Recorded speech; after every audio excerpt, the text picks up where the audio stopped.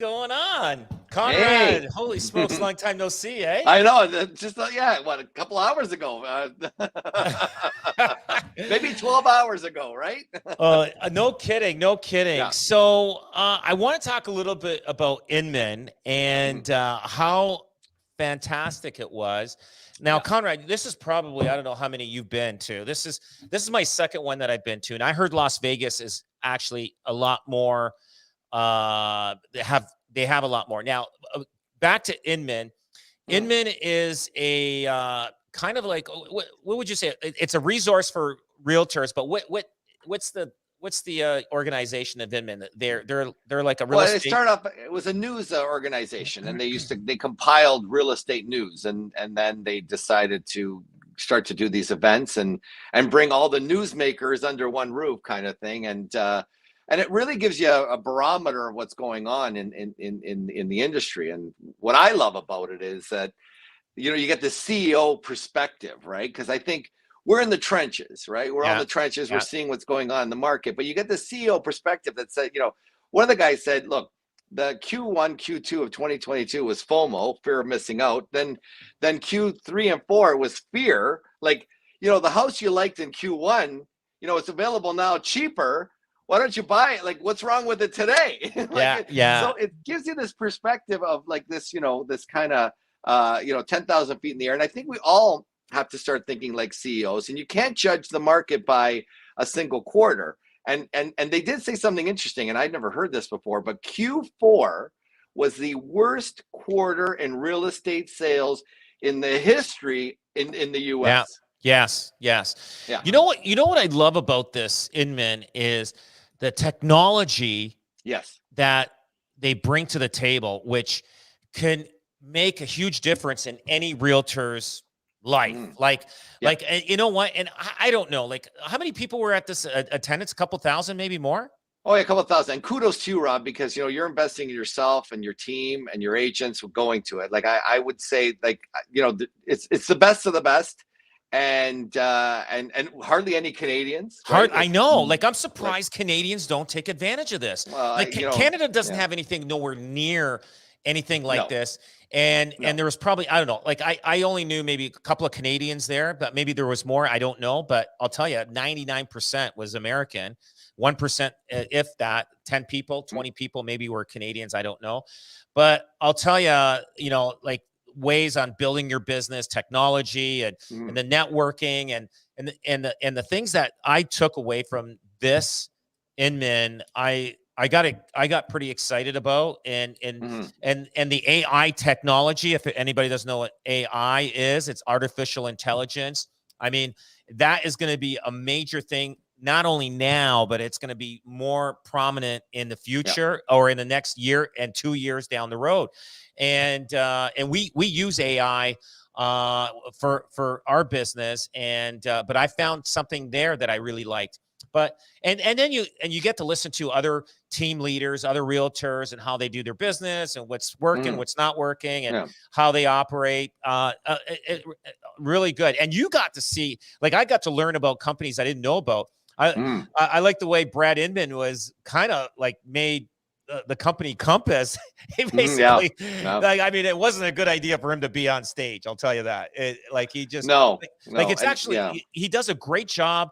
He'll lift you up, but he's going to say to you, "Hey, buddy, this is what your business is doing," and he kind of gives you both, right? The reality, yeah. It's interesting. A lot of these businesses came up as a response to the market at the time, where you look like like Rob. We're both in Remax. It stand the test of time. It's our 50th year anniversary this year. Wow. Like, think about it. How many recessions has Remax encountered? How many different markets? How many rate increase periods of time have we seen? But then there's been these people that come in the market and they just don't have longevity. Like, you got to think, if I'm going to do something, is it going to be good for the next, like, what's going to be like good for the next 10 years, not just what we're seeing right now. But something interesting too, a little tidbit I found, and we're going to ask Brian about this and see what he thinks. Again, market was grinding in the last quarter. And what they did was they had people, now they have financial institutions that do this as well, but they had sellers buy down the rate for a year. So a house that was tough to sell. I love this. You know what, Mr. and Mrs. Seller, you know what? If you put these monies aside, we'll buy down the rate, right? We'll buy down the rate for a year. They were talking about institutions that do 2% the first year, 1% the second year, and by the third year, you're stabilized, right? I thought that was amazing. Buying down the rate, Brian, like it's not even that much money. Tell us about it. You know what's funny is that I'm going back probably about 7-8 years, and that used to be a huge builder incentive here in Ontario. So I remember doing a project in downtown Hamilton, and rates were around the 4.5-5%. And they said, hey, let's do this incentive and give everybody a rate of 3.9 for 3 years. You couldn't beat it. And the cost of it, it depends upon the mortgage that they're taking, right? But the cost of it was minuscule in comparison, right? And it worked wonders, because when you're end up putting that against two things in a tough market, oh my God, my carrying costs are way cheaper over here. I get a great rate. Worked awesome. The only thing that would be interesting is how that would play out with mortgage rules now, right? I think the incentive would be good, but then you have where the stress test comes along. But I think if I haven't seen anybody do that in this marketplace yet. Well, I actually called a TD representative and asked them about that. About buying the rate, man. That's similar to the subprime mortgages. What got the U.S. in trouble? Am I correct? Is it kind of? Well, no. Well, come on, no. Our lending guidelines, our lending guidelines would stay the same and still make it pretty aggressive to qualify, right? Like if you got a rate at 2, you probably still have to qualify at 7 today. Absolutely. So they said the mortgage rules are more difficult now for them to do that than it was probably 8 to 10 years ago, Brian. Right. Like if you look into it, because I did look into it, because we were looking at talking to a developer, and that came. I brought that up, and they love the idea, but I says I got to double check to see if a company would do that. Like, and they would deny it now. Did I go further into it? It was just a conversation. I didn't go deep diving into it. So. I think as a onesie twosie, the bank's not going to have any appetite for it, right? But if you were to get scale with that, and you had a big program to roll out and made it, juicy for the bank, I think you could probably bend some ears on it, right? But I think if you had, hundreds of units that you're looking big at time, for a massive developer, then they might be open to it. Yeah. But no, tell me this, Brian, though, if one of your mortgage guys said, I want to relinquish my commission, right, to buy down the rate, then no one's going to say a word, right? No. So then we can figure out a way to compensate that mortgage broker. Like, you know what I mean? No one would say a word about that. Like, yeah, you could end up like there's flexibility in the interest rate, but it's marginal, right? Like that marginal change, it's going to be because there's not a big difference in, how much you're buying down the rate for to make it, I think, more appealing than option B. Does that make sense? I think in this case, if you're going to have a really appealing rate, you gotta drop it a lot. Yeah. So what if Bank of Mom and Dad? What if Bank of Mom and Dad said, I want 20 grand? Like, so instead of all the money going to the down payment, I have 20 grand, buy down the rate for my kids. What's wrong with that? Can they do that? They wouldn't have a product to justify it right now, right? To buy down the rate, they would just end up saying, like, keep the money in the bank account. Right. So if the parents said they want to, there's no product where the bank can end up saying, hey, can I prepay? Do you know what I mean? Like with the major FIs, there's no product. No B lender, a B lender. You could do that on a private mortgage, right? Because the private mortgage doesn't have as many rules and regulations, right? So you could end up saying, hey, listen, I'll take a private mortgage. Let's say private mortgages are at 9% today. You could buy down a private mortgage and say, make it at 5%. And then they build it into the cost of borrowing because they don't have as many rules and regulations to abide by there. That would work really, really well, but not on the big. Yeah. Or you buy them a living room set for the condo. That's it. That's it. Here, you get a brand new living room set, and this is what and everybody in the whole building has the same living room set. So. Well, that's a cashback board. It's funny. There's a bank that had a great commercial on that, and they were advertising cashback. You get a higher rate, and they used to. And there was this couple walking around, and they were showing off their brand new house, and it was totally empty. And the neighbor's like, oh my gosh, this place is beautiful. And there's no furniture in there. And say, when did you move in? And they said 3 years ago. and they're like, get a cashback mortgage. It's just pretty That's funny. it. Yeah. You know how you could tell somebody's house poor is when you call them and it's echoey on their phone. They got they got no furniture.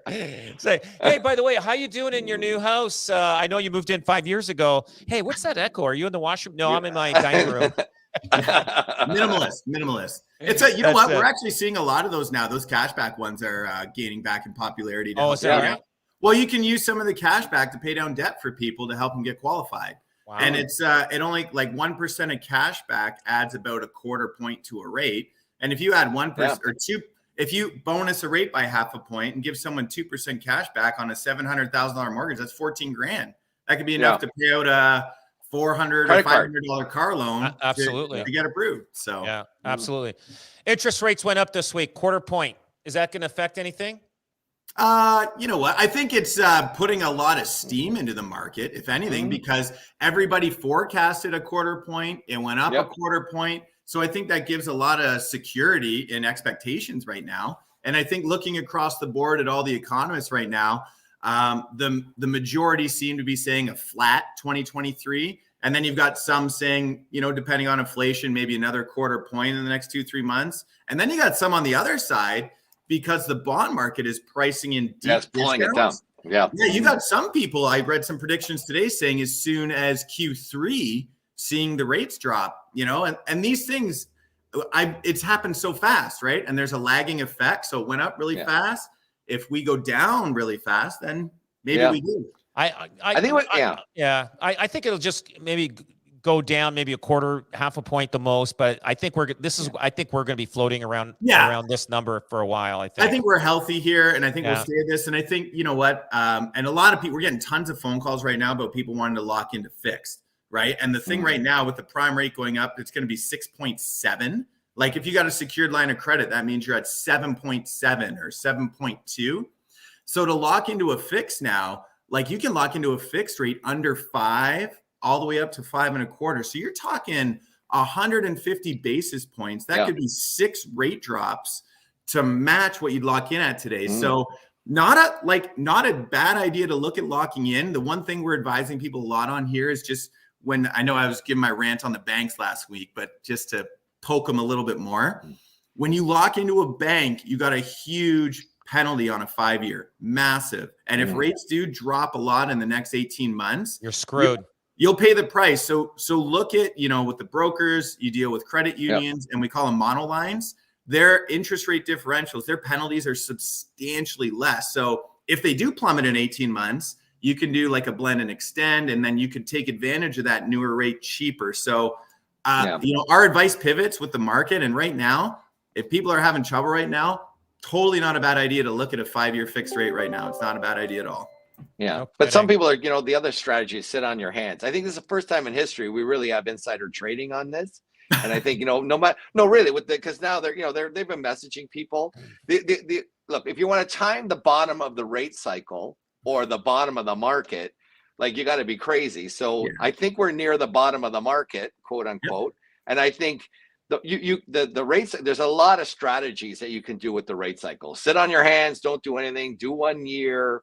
There's a number of things, right, Brian? Yeah, and I think we would bring it down to, I call it sleep insurance. I think we've talked about this before. Like if you like the casino and you feel okay and you've got excess cash flow, by all means, right? But if you're laying awake at night and arguing with your spouse and fighting with your kids because you're stressed about it, lock in, right? And I think too, if you've got multiple mortgages, I've got some variable, I'm going to ride them out. I've got some fixed too, right? Diversification is still a great strategy if you got more than one mortgage too. Or go with history and look at variable. Even when you consider 22% in 1980, it's 1.9%. over the last 40 years. So, you know what I mean? There's an argument to say, sit on your hands for a little bit, guys. You'll be rewarded. You know what I'm saying? You're obviously not working for the big banks call center there, Conrad. Okay. Not at all. Look, those guys make healthy profits, my friend. I think it's finally we got some insider trading here. Hey, go to your go to a team like the Golfi team and his people. They know stats, they know numbers. They can kind of give you an indication where the bottom of that market is from a price perspective. The finance piece, just ride it out. You'll be fine. That's look, it. at the end of the day, 20, like we're down 20 points off of the high, 25 points to like on $1 million, $250,000 drop, like to pay that equity, guys, don't wait. This is the time. I'm telling you, we're already starting to see multiple offers. And it's, yeah, I'm telling you, don't worry about the rates anymore. That's done. No, It's taken care of. no. Market's picking up. You said it yourself. People are looking at quarters. Don't look at the next quarter. You're buying a house for 5 years or 10 years, right? Oh, You're not looking at 3 months. I agree. That's ridiculous. Yeah. Guys, listen, thanks a lot for your time. 15 minutes are up, and we'll have a good weekend, and we'll see you next week. Ciao. Thanks, Rob.